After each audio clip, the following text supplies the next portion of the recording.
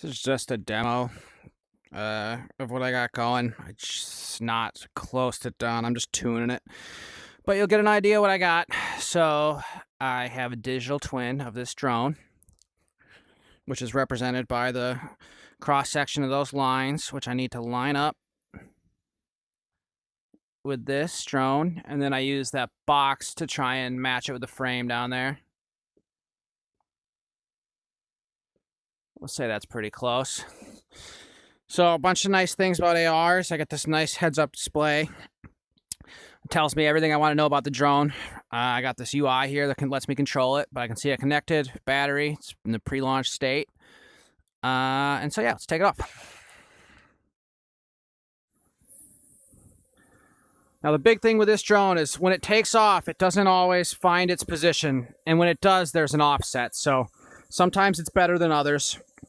You can see the drone is reporting that it's right here at this cross section, but the beauty of AR is that you can see it's not. I can see there's a distance here, so that's the gap I'm trying to eliminate, but it'll probably get worse as we fly. So let's turn the autopilot on.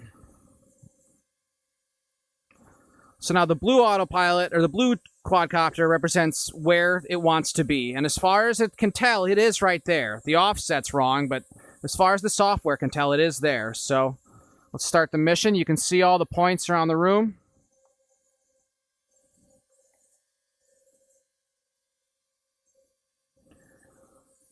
So now the drone is going to fly to these points and loiter for 4 seconds until it moves on. So what you're really looking at is the cross section here. It's pretty close to where I want it to be. The real drone's not there, but that's just the onboard positioning of the drone is getting lost. You can even see the position uncertainty here. It's 0.08 meters. It knows it's not right where it should be.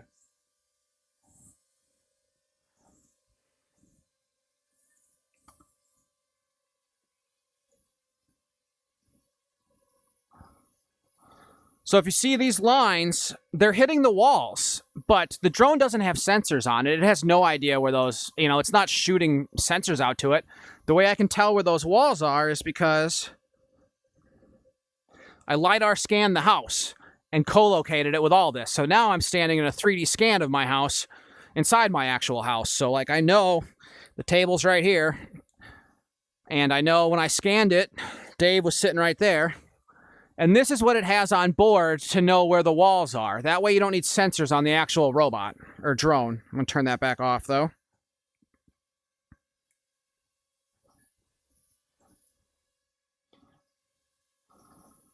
So again, it thinks it's right here, which is not too bad for where I want it to be. You can see the position uncertainty going up, though. It knows it's 0.1 meters away. It doesn't know what direction it's wrong. It just knows it's wrong. And I'm going to have to stop it if it's going to crash into the lights, but that's the beauty of the hand UI.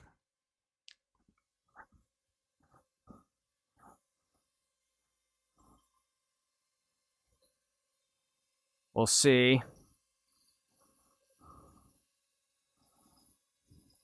Now again, if you're looking at the cross section, the red, blue, and red, or green, the drone thinks it's in the right place. It just has no idea there's an offset between the digital twin and its body. So now it's going to come this way. That's probably the best one that's happened so far. If it makes it all the way, I'll be really happy.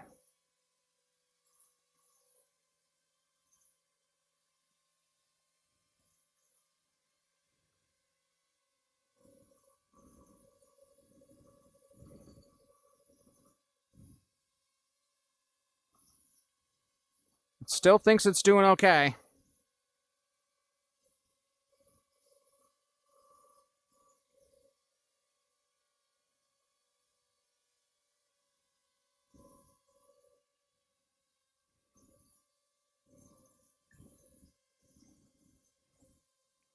Let's go into the last waypoint here.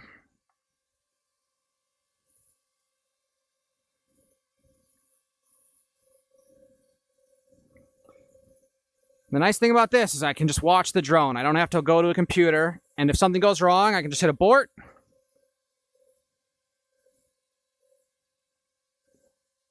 It's worked in the past.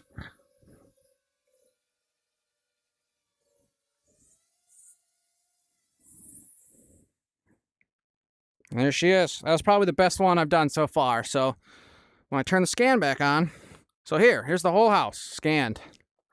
It's just, and you can even, so the pass-through's on still, so you can see the yard out there through the 3D scan, which is pretty sweet. Now, I can go in here. I did this earlier, but I walked the scan, the dishwasher's not open, but it's open in real life. So I walked into it earlier. I walked into that. There's Dave.